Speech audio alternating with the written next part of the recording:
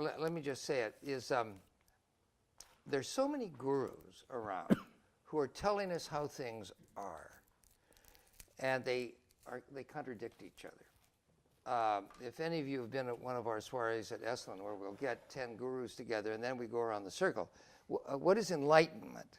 I don't know if any of you have done this exercise, but it's a lot of the gurus won't play. But what is your enlightenment? What do you mean by enlightenment? You find these radical disagreements. Okay, one of them is around, the whole issue is, does anything happen after we die? Right. Now, I don't know how many of you are in this practice, but some of my Buddhist friends say this is irrelevant. Okay, there's the whole gang that says the skandhas blow apart. Right. There is no sense in which you are going to last. There's no sense whatsoever. So get over it. So then I say to them, but you guys all, well, then why do you have reincarnation? Let's say among our Tibetan friends. Right. Turns out there are several dozen ideas about reincarnation. I don't know if, when you want to get into this. Right now, you know, Chogyam Trungpa, I think, has 4 incarnations going in Tibet. So, okay, so that the soul then could kind of, you know, go out as 4. Right. And then there's so many theories around.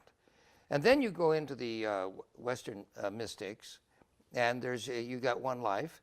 And I was raised Episcopalian, but you know, it's better than being a Catholic in the sense that, you know, you don't have to have a pope, but you get all the cathedrals and you get the choirs and you get all the intellectual sophistication. It's marvelous. Episcopalian's good. And no pedophilia because, you know, they're all married, you know, these guys. So, so Henry VIII, you know, made a good course correction there. So that was really good. And so anyway, that's why and he's in the Bad Boys Club. then you have my friends who I respect him more and more the older I get, is Gurdjieff. Yeah, Gurdjieff, yeah. But anyway, he believed only some of us make enough royal jelly or a rocket fuel that we can propel ourselves out. And you know, there's a lot of shamans that come to us and say, you will not reincarnate, you don't have enough. I've gone around like the Fritz Perls. But he didn't do this, but he would have if he was a shaman. I mean, you're not going to, you are going to. So that's a whole belief system. And then some of my most sophisticated and deeply realized people say, I don't want to reincarnate, you're not going to reincarnate, forget it.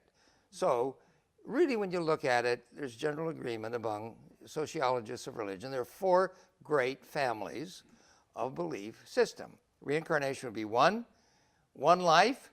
You got 5 minutes to get it right, otherwise you go to hell for eternity. You know, isn't that unbelievable?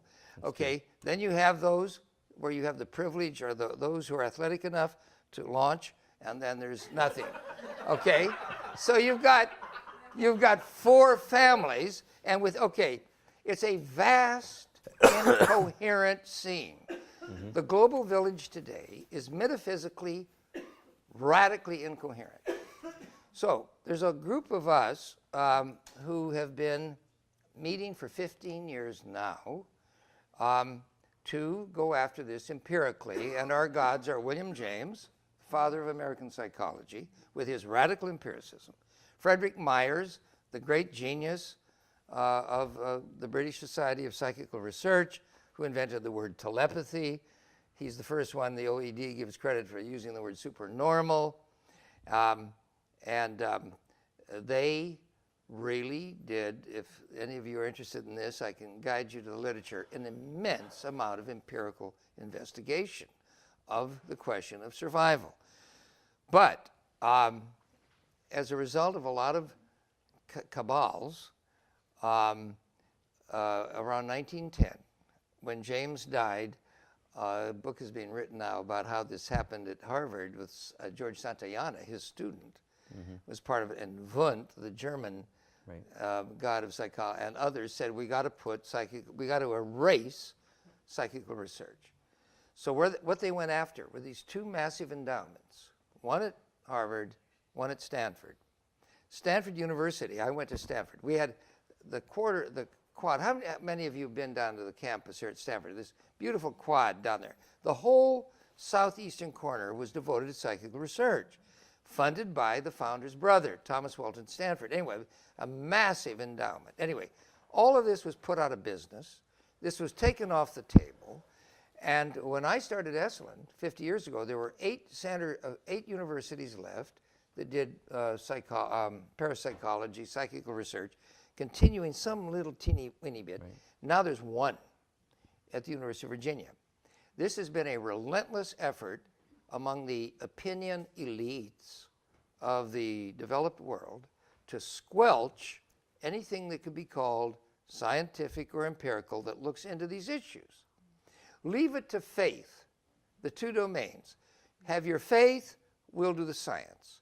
Our gang is trying to bring this together in an expanded, but I like to call natural history, going back to how science has always started. You collect specimens. And we could talk about that if you wanted to, how you collect the data. And when you collect it for long enough, you can start to see the patterns that emerge. And this was true in astronomy and biology and everywhere. So we have to do it in the realm of human experience. So we think of this as natural history. Out of it then comes a taxonomy, at its classifications. You know, you look at enough 4-legged, ungulates, with hooves, and pretty soon you got zebras, you got horses, you got giraffes. You observe enough of them. So this is with experiences. We're living in the age of a vast collection of experience. Now, when I was a kid, my grandparents had these cases, where you'd collect butterflies and things like this. Well, that was their natural history. Our natural history is we collect experiences. So the glass cases are all your experiences at Esalen. So, you've had 25 types of orgasm, for example. There are people who collect their orgasms. Have well, anyway. I don't do that. I mean, they name them, or they're various kinds of experience. Now, they're the advanced guard of various corners of natural history. 25? That could be a new book, 25 types of orgasm. You've read these books, haven't you? I've Rolling, slow, hop down, all this stuff. I got okay. it. We'll get back to that. Yeah, we can come back to that. We'll get back to that. Stand tracker. We'll probably end up there, right. Particularly if I have another glass of wine. But anyway. So anyway, we're all collecting these experiences. And it can become obscene. For example, at Zen Center here, Dick Vick and Suzuki Roshi said, everybody, it was a male thing, who had the biggest Satori. See, when guys get together, who's got the biggest whatever. So they can't help it. The poor guys, they, you notice I'm saying they. So anyway, and so he said, no more, we can't, I'm forbidding the use of the word Satori. But the good side of all of this is that the world today in the global village is putting all of this up on the table. And we can, okay, here's the thing I resolved. This is the one thing I wanted to say to your group, not knowing who they were. Guys, in a certain sense, we're all starting over again. We're all starting over again. We can build on these incredible gifts we have from these traditions. We have to read Ramakrishna, to learn about Atman as Brahman. These are the supreme gifts. But, well, maybe some of you know, but I prefer to hang out with people who have a little humility about what the hell is going on the other side. Do we know? Do we really know? When you have all these gurus contradicting each other, it's incoherent.